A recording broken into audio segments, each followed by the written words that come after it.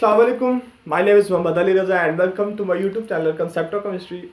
Today I am going to discuss with you addition of sodium bisulfite in carbonyl. Carbonyl compounds का sodium bisulphide के साथ reaction वो हम discuss करेंगे.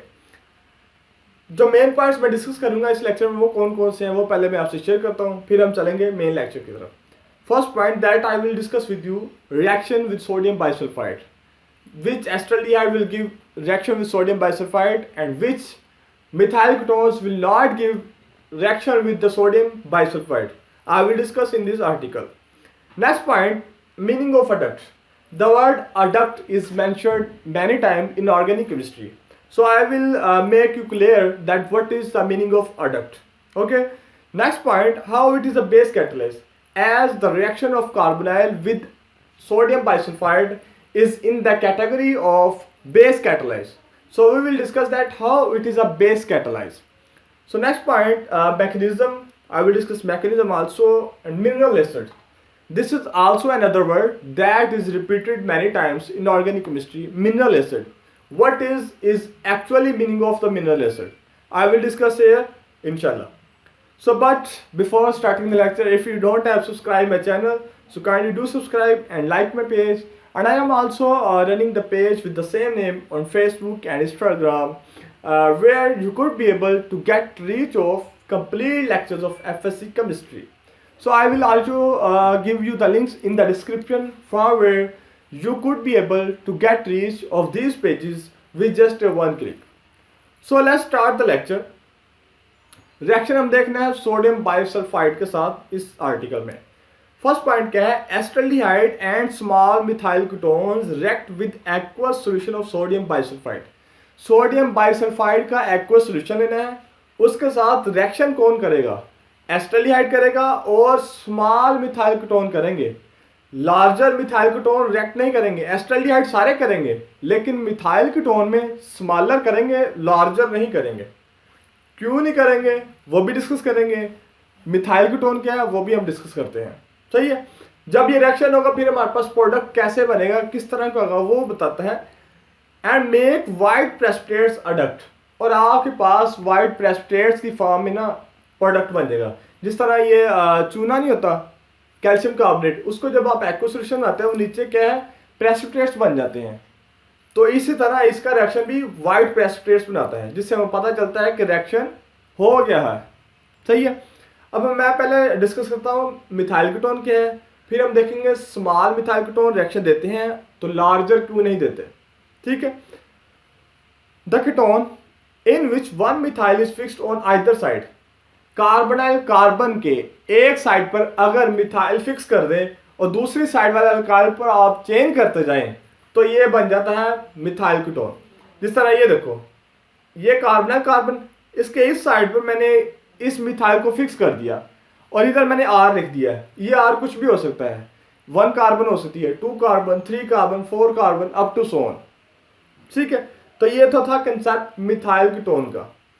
अब स्मॉल मिथाइल कीटोन जो होते हैं ना वो रिएक्शन देते हैं सोडियम बाइसल्फाइड के साथ, लेकिन अगर लार्जर मिथाइल कीटोन होंगे वो नहीं देंगे. स्मॉल मिथाइल कीटोन और लार्जर मिथाइल कीटोन क्या है ये भी डिस्कस करेंगे. पहले स्मॉल मिथाइल कीटोन का मतलब ये है कि एक तरफ तो आपने मिथाइल को फिक्स कर दिया है, तो स्मॉल फिर जो हमने डिसाइड करना है वो हमने दूसरे आर की बेस पे करना है. अगर इस तरफ 1 से 2 कार्बन वाले आपने अल्काइल अटैच किए हैं ना वो है स्मॉल मिथाइल कीटोन, वो रिएक्शन देगा सोडियम बाइसल्फाइड के साथ. लेकिन अगर आप आर को 3 to 4 to 6 कार्बन तक ले जाते हैं फिर वो रिएक्शन नहीं देगा. किसके साथ? मिथाइल कीटोन के साथ. ठीक है. एक तो ये था मिथाइल कीटोन का केस. जिस तरह ये देखो CH3 bond C double bond oxygen और इधर मैंने अल्काइल जो है 2 कार्बन वाला लगाया है, तो ये जो है ये सोडियम बाइसल्फाइड के साथ रिएक्शन देगा. लेकिन अगर इधर 2 कार्बन से ज्यादा कार्बन करेंगे तो वो रिएक्शन नहीं देगा सोडियम बाइसल्फाइड के साथ. क्लियर है. Small methyl ketones in which alkyl group contain 2 to 3 carbon it will give the reaction with sodium bisulfite. ठीक है. that I have discussed earlier with you. Ketones in which both alkyl are larger than methyl will not give this reaction. अभी तक हमने discuss किया था methyl ketone का. अब simple ketone का जिसमें दोनों तरफ क्या है अल्काइल सेम हो, जिस तरह हम जो मतलब सिंपल मेंबर है कीटोन क्या है CH3 bond C double bond oxygen bond CH3, ये है कीटोन। अगर सिंपल कीटोन 2 कार्बन वाला हो तो क्या होगा CH3 bond CH2 bond C double bond oxygen bond CH2 bond CH3। मतलब इधर जो आ रहा है उधर भी वही आ रहा हो तो वो है सिंपल कीटोन। और अगर एक साइड आप फिक्स कर दें मिथाइल के साथ दूसरी चेंज करते जाएं तो वो है मिथाइल कीटोन। मिथाइल कीटोन का हमने डिस्कस किया है कि स्मॉलर देते हैं लेकिन लार्जर नहीं देते। अब हम सिंपल कीटोन पे आते हैं। वो क्या कहते हैं ketone in which both alkyl are larger than methyl will not give this reaction. अगर तो CH3 bond C double bond oxygen bond CH3 है ये तो रिएक्शन देगा सोडियम बाइसल्फाइड के साथ, लेकिन अगर CH3 bond CH2 bond C double bond oxygen bond CH2 bond CH3 होगा वो रिएक्शन नहीं देगा मिथाइल सोडियम बाइसल्फाइड के साथ। ये लाइन आपकी बुक में भी मेंशन है जब वो मैकेनिज्म लिखता है तो उसके नीचे। ठीक है, तो अभी तक हमने डिस्कस किया कौन से रिएक्शन देंगे और कौन से रिएक्शन नहीं देंगे। तो अब मेन टॉपिक की तरफ चलते हैं जी। So this reaction can be used to distinguish the carbonyl compounds from non carbonyls like alcohol. चूंकि जब आपने रिएक्शन करवाया कार्बोनाइल का सोडियम बाइसल्फाइड के साथ तो आपके पास वाइट प्रेसिपिटेट्स आए, तो इससे हमें पता चल गया कि कार्बोनाइल ने रिएक्शन दे दिया और प्रोडक्ट बन गया है। तो इस तरह ये इनकी स्पेसिफिक नेचर होती है। इस स्पेसिफिक नेचर की बेस पर हम इसको इन कार्बोनाइल कंपाउंड्स को नॉन कार्बोनाइल से डिस्टिंग्विश कर सकते हैं, अलग कर सकते हैं। मतलब अगर मेरे पास नॉन कार्बोनाइल कंपाउंड्स भी हैं, अल्कोहल है और कार्बोनाइल भी है, और मैंने चेक करना है, मुझे नहीं पता कि कौन सा अल्कोहल है कौन सा कार्बोनाइल है, और मुझे चेक करना है कौन सा कार्बोनाइल है और कौन सा अल्कोहल है, मैं क्या करूंगा कार्बोनाइल का रिएक्शन करवा दूंगा सोडियम बाइसल्फाइड के साथ और फिर अल्कोहल का भी करवा दूंगा। मैं तो नाम ले रहा हूं लेकिन मुझे नहीं पता कौन सा कंपाउंड कौन सा है। आप इस तरह कह ले फर्स्ट कंपाउंड को मैंने रिएक्ट करवाया सोडियम बाइसल्फाइड के साथ, और फिर सेकंड कंपाउंड को भी मैंने रिएक्ट करवाया सोडियम बाइसल्फाइड के साथ। जिस कंपाउंड ने मुझे व्हाइट प्रेसिपिटेट्स दे दिए वो कार्बोनाइल कंपाउंड है, और जिसने नहीं दिया वो अल्कोहल है या नॉन कार्बोनाइल है। नॉन कार्बोनाइल मतलब उसमें कार्बोनाइल कार्बन फंक्शनल ग्रुप ना हो। क्लियर है तक? अब हम चलते हैं मेन रिएक्शन की तरफ। पहला हम फॉर्मल्डिहाइड के केस में डिस्कस करते हैं सोडियम बाइसल्फाइड के साथ। इसमें आपने जो हिंट याद रखना है ना वो क्या है, लेफ्ट साइड आपने सेम एज इट इज लिखनी है। ये मैंने same as it is left side लिख दी। राइट साइड पे क्या चेंजिंग आई वो हम देखते हैं। इसका ये हाइड्रोजन इस ऑक्सीजन के साथ जाएगा, ऑक्सीजन पर नेगेटिव होता है, हाइड्रोजन पॉजिटिव होता है, तो ये आपके पास आ जाएगा OH, और बाकी जो है NaSO3 वो इस कार्बन के साथ अटैच हो जाएगा कि ये न्यूक्लियोफिल है। न्यूक्लियोफिल क्यों है वो हम डिस्कस करेंगे आगे मैकेनिज्म में, कैसे ये मैकेनिज्म जो न्यूक्लियोफिल बना है ये। ठीक है, और इस प्रोडक्ट को कहते हैं बाइसल्फाइड अडक्ट, या इसको जिससे बना होता है उसका नाम पहले लिखकर फिर बाद में बाइसल्फाइड अडक्ट लिख देते हैं। ये फॉर्मल्डिहाइड से बना है तो इसको ऐसा भी लिख सकते हैं फॉर्मल्डिहाइड बाइसल्फाइड अडक्ट। अडक्ट का मतलब क्या है? अडक्ट का मतलब है ऐसा कंपाउंड जो दो रिएक्टेंट से मिलकर बने और उस एक कंपाउंड में उन दोनों के तमाम एटम्स मौजूद हों, उससे कहते हैं अडक्ट। अब इसमें देखते हैं हम, इसमें कितने हैं, एक कार्बन दो हाइड्रोजन, ये एक कार्बन दो हाइड्रोजन, ये ऑक्सीजन, ये आ गया ऑक्सीजन, इसका NaSO3, ये NaSO3, इसका H, ये ऑक्सीजन के साथ H। तो मतलब इन दोनों रिएक्टेंट्स के तमाम एटम्स एक ही कंपाउंड में मौजूद हैं, तो इसलिए हम इसको क्या कहते हैं, अडक्ट। नेक्स्ट चलते हैं एस्टल्डिहाइड के केस में। इसमें भी सेम वैसे ही, लेफ्ट साइड वैसे की वैसे रखो, इस साइड पे सेम उस तरह हाइड्रोजन इसके साथ ऑक्सीजन के साथ आ जाएगा इधर, और बाकी NaSO3 इस कार्बन के साथ डायरेक्टली अटैच हो जाएगा। तो इसको मैं कह सकता हूं एस्टल्डिहाइड बाइसल्फाइड अडक्ट। अब हम थर्ड कंपोनेंट के लिए डिस्कस करते हैं कीटोन के लिए। उसमें भी सेम ऐसा ही, लेफ्ट साइड वैसे की वैसे, इधर आपका OH और नीचे आपका SO3Na। तो इसको क्या कह सकता हूं मैं, कीटोन बाइसल्फाइड अडक्ट। क्लियर है? नेक्स्ट चलते हैं, हाउ टू गेट पेरेंट और original compound at this stage. अब कहता है फर्ज करो मेरे से हो गया है रिएक्शन गलत, कीटोन का रिएक्शन हो गया किसके साथ, सोडियम बाइसल्फाइड के एक्वस सॉल्यूशन के साथ, और प्रोडक्ट बन गया जो कि वाइट प्रेसिपिटेट था। मैं नहीं चाहता था ये रिएक्शन हो, अब मुझे चाहिए है वो वाला ओरिजिनल कंपाउंड, कौन सा, कीटोन। अब प्रोडक्ट बन गया है, वहां से अब ओरिजिनल कंपाउंड में जाना चाहता हूं, मैं कैसे जा सकता हूं? यह पॉसिबल है कि नहीं पॉसिबल? यह पॉसिबल है। कैसे पॉसिबल है? जब आप इसको रिएक्ट करवाओगे, हीट करोगे with dilute mineral acid, it will regenerate the parent aldehyde और कीटोन।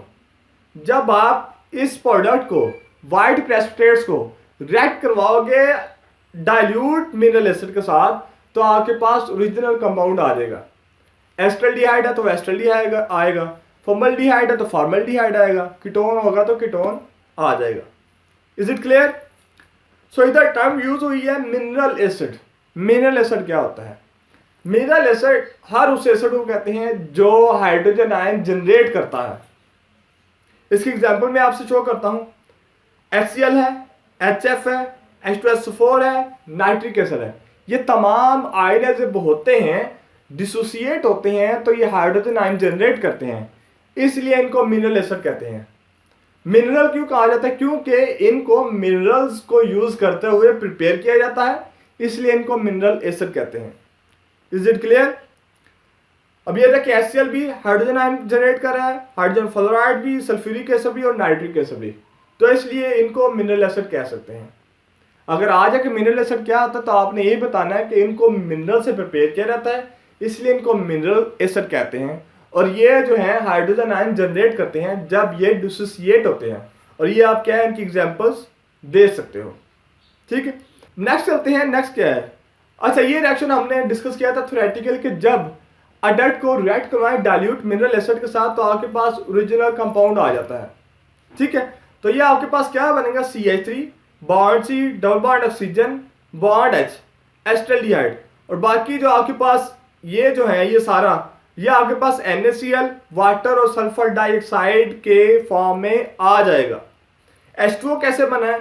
एक हाइड्रोजन ये, एक हाइड्रोजन ये, और इधर से एक ऑक्सीजन, आपके पास वाटर बन गया। फिर इधर SO3 में से एक ऑक्सीजन गया, तो कितना रह गया, SO2। ये SO2, ये वाला सोडियम और ये वाला क्लोराइड, ये NaCl।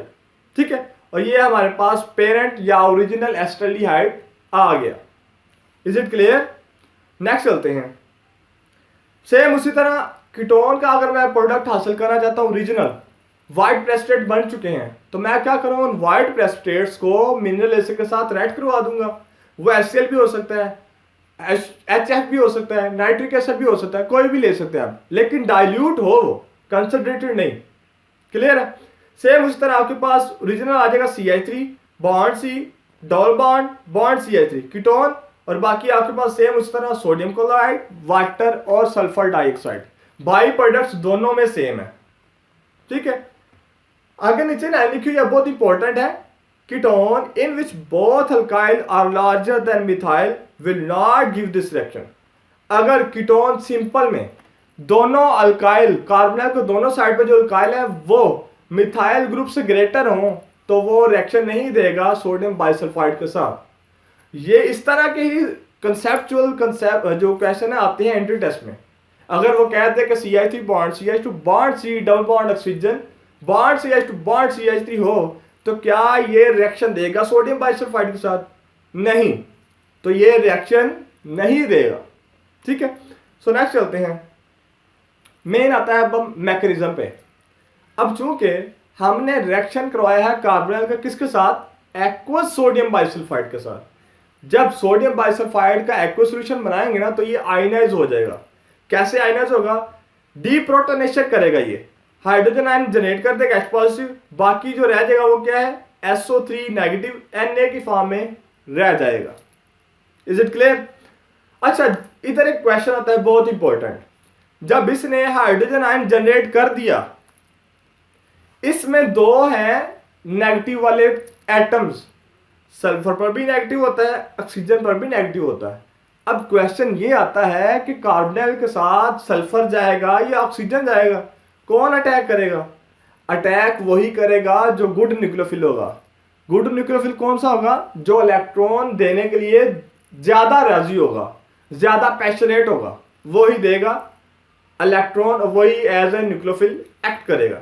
तो इसको मैं आप स्ट्रक्चर से भी क्या कहते हैं इलैबोरेट करता हूं। सल्फर और oxygen will act as nucleophile. Sulphur act करेगा न्यूक्लियोफिल के तौर पर या ऑक्सीजन, तो वो हम डिस्कस करते हैं। ये है NaHSO3। NaHSO3 की स्ट्रक्चर आई है।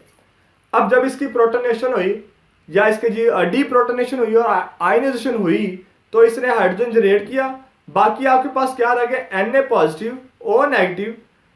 ये वाला बॉन्ड भी इधर आ जाएगा, ठीक है। ऑक्सीजन ये वाला बॉन्ड जो इसके साथ हाइड्रोजन के साथ बना रहा था, उससे इलेक्ट्रॉन लेकर इधर डबल बॉन्ड बना देगा।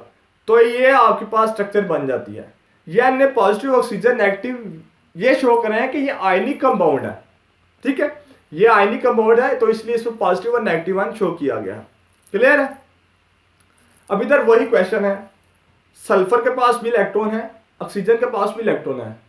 अब ये ऑक्सीजन अटैक करेगा कार्बन पर या सल्फर अटैक करेगा, ये मैं आपसे डिस्कस करता हूं कैसे। ऑक्सीजन की इलेक्ट्रोनेगेटिविटी है 3.5। ये इलेक्ट्रॉन को अपनी तरफ खींचता है, इसमें फोर्सेस ऑफ अट्रैक्शन होती हैं स्ट्रॉन्ग, इससे इलेक्ट्रॉन देना थोड़ा मुश्किल होता है। क्लियर है? कंजूस समझ लीजिए, जिस तरह इलेक्ट्रॉन देने की इसके पास हिम्मत नहीं है इतनी, है सही। दूसरा है सल्फर, इसकी इलेक्ट्रोनेगेटिविटी है 2.5, मतलब पार्शियल पॉजिटिव होने के नजदीक, ऐसे समझ लें। ये नेगेटिव चार्ज बर्दाश्त नहीं करता ज्यादा, ये रेडी होता है कि मेरे ऊपर इलेक्ट्रॉन का बोझ है, मैं इसको जल्दी जल्दी क्या है किसी को देकर मैं रिलैक्स हो जाऊं। इसमें इसकी स्ट्रक्चर होती है बड़ी, इसमें फोर्सेस ऑफ अट्रैक्शन होती हैं वीक। तो इसलिए सल्फर जो है ना ज्यादा न्यूक्लियोफिल का कैरेक्टर प्ले करने के लिए रेडी होता है एज कंपेयर टू ऑक्सीजन। यही तो रीजन है हम कार्बोनाइल के साथ डायरेक्ट अटैच कर रहे हैं सल्फर को, ऑक्सीजन को अटैच नहीं कर रहे। अगर आप उधर ऑक्सीजन को डायरेक्ट अटैच करेंगे तो कैंसल आउट हो जाएगा, वो गलत हो जाएगा आपका, ठीक है। So sulphur will act as a nucleophile, will be directly attach with carbonyl carbon. तो ये क्या है? डायरेक्टली अटैच होगा कार्बन के साथ। इसको मैं स्ट्रक्चर से भी आपको दिखाता हूं। ये देखो, ये आपके पास आ गया SO3 Na जो एज ए न्यूक्लियोफिल पूरा एक्ट करेगा। अब इसने कार्बोनाइल पर अटैक करना है। अब क्वेश्चन तो ये आता है, इधर जिस तरह लेफ्ट साइड वैसे की वैसे लिख दी ये। अब जब ये न्यूक्लियोफिल इसके साथ अटैक करेगा ना, कार्बन पहले ही 4 बना चुका है, एक इधर 2 इधर।